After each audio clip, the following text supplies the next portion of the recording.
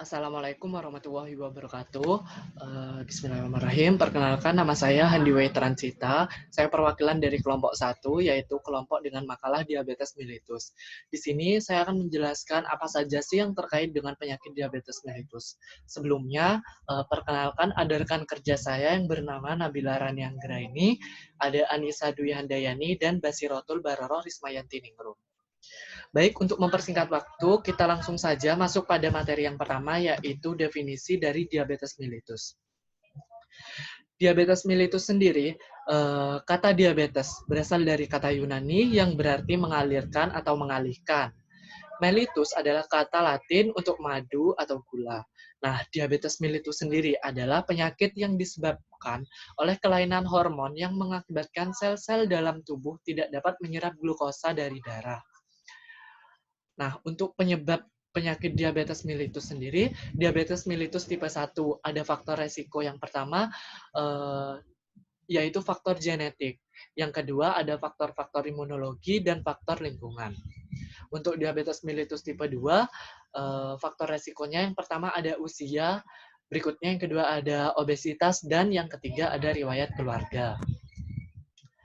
Nah, untuk yang ketiga ada diabetes gestasional.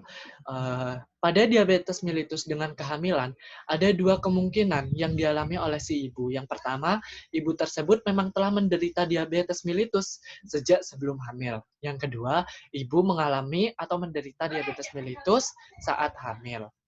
Nah, klasifikasi diabetes mellitus dengan kehamilan, menurut Peike, untuk kelas pertama, yaitu ada gestasional diabetes, yaitu diabetes yang timbul pada waktu hamil dan menghilang setelah melahirkan. Untuk kelas kedua, yaitu pregestasional diabetes, yaitu diabetes mulai sejak sebelum hamil dan berlanjut setelah hamil. Nah, untuk kelas ketiga, ada pregestasional diabetes, yang disertai dengan komplikasi penyakit. Nah, untuk yang keempat ada diabetes mellitus yang berhubungan dengan keadaan atau sindrom lainnya. Yang pertama ada kelainan genetik dalam sel beta. Pada tipe ini memiliki prevalensi familial yang tinggi dan bermanifestasi sebelum usia 14 tahun. Nah, pasien seringkali obesitas dan resisten terhadap insulin. Yang kedua, kelainan genetik pada kerja insulin, sindrom resistensi insulin berat, dan akantosis nigricans. Nah, yang ketiga ada penyakit endokrin, seperti sindrom Cushing dan akromegalit. Yang keempat ada obat-obatan yang bersifat toksik terhadap sel-sel beta. Dan yang terakhir ada infeksi. Berikutnya ada tanda dan gejala. Nah, penderita diabetes mellitus umumnya memang menampakkan tanda dan gejala, tapi tidak semuanya yang mereka alami. Nah, di sini saya akan menjelaskan, di sini ada beberapa tanda dan gejala. Ada 7. Yang pertama ada poliuri, yaitu jumlah urin yang dikeluarkan lebih banyak. Dan yang kedua,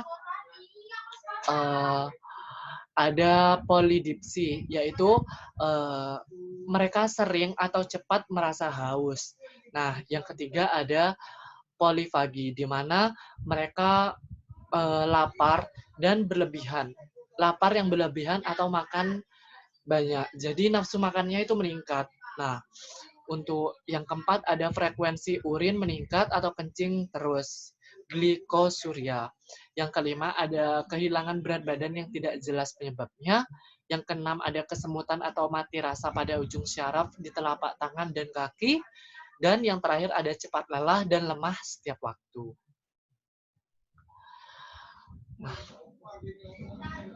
Untuk patofisiologi, sebagian besar gambaran patologik dari diabetes mellitus dapat dihubungkan dengan salah satu efek utama akibat kurangnya insulin berikut. Yang pertama, berkurangnya pemakaian glukosa oleh sel-sel tubuh yang mengakibatkan naiknya konsentrasi glukosa darah setinggi 300 hingga 1200 mgdl. Nah, untuk yang kedua, peningkatan mobilisasi lemak dari daerah penyimpanan lemak yang menyebabkan terjadinya metabolisme lemak yang abnormal disertai dengan endapan kolesterol pada dinding pembuluh darah.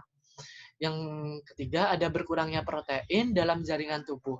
Pasien-pasien yang mengalami defisiensi insulin tidak dapat mempertahankan kadar glukosa plasma puasa yang normal atau toleransi sesudah makan.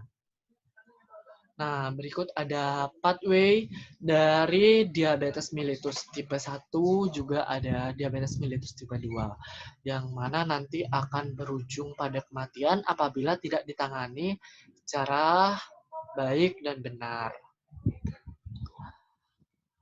Nah, berikutnya ada beberapa komplikasi dari diabetes mellitus, yaitu yang pertama ada akut, yang kedua ada hipoglikemi dan hiperglikemi. Nah, hipoglikemi ini yaitu merupakan suatu keadaan di mana kadar glukosa darah sangat rendah, dan hiperglikemi yaitu kadar glukosa darah sangat tinggi. Nah, yang ketiga ada penyakit makrovaskuler mengenai pembuluh darah besar, yaitu penyakit jantung koroner seperti cerebrovaskuler, penyakit pembuluh darah kapiler.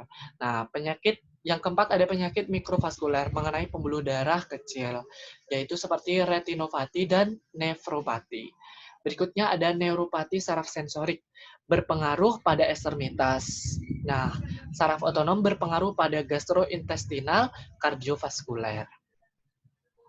Nah, berikutnya ada jika tidak ditangani dalam jangka panjang, penyakit diabetes bisa menimbulkan berbagai komplikasi, yaitu yang pertama ada kardiopati diabetik, yang kedua ada gangren dan impotensi, yang ketiga ada nefropati diabetik, dan yang terakhir ada retinopati diabetik.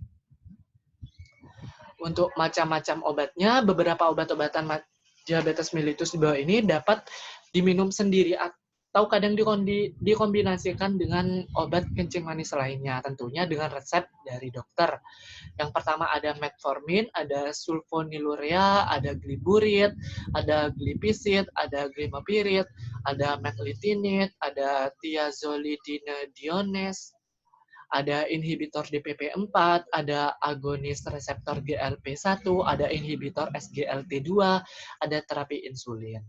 Nah, untuk penata laksanaannya sendiri, tujuan utama dari terapi diabetes mellitus yaitu adalah untuk mencoba menormalkan aktivitas insulin dan kadar glukosa darah dalam upaya untuk mengurangi komplikasi vaskuler serta neuropati. Tujuan terapeutik pada setiap tipe diabetes adalah mencapai kadar glukosa darah normal.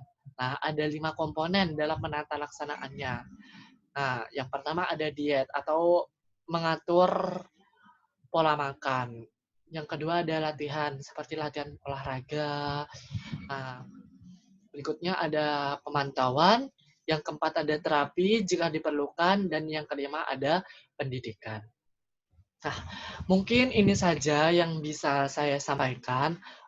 Mohon maaf apabila ada salah kata. Saya Haniwe Transita selaku perwakilan dari kelompok 1 mengucapkan terima kasih. Wassalamualaikum warahmatullahi wabarakatuh.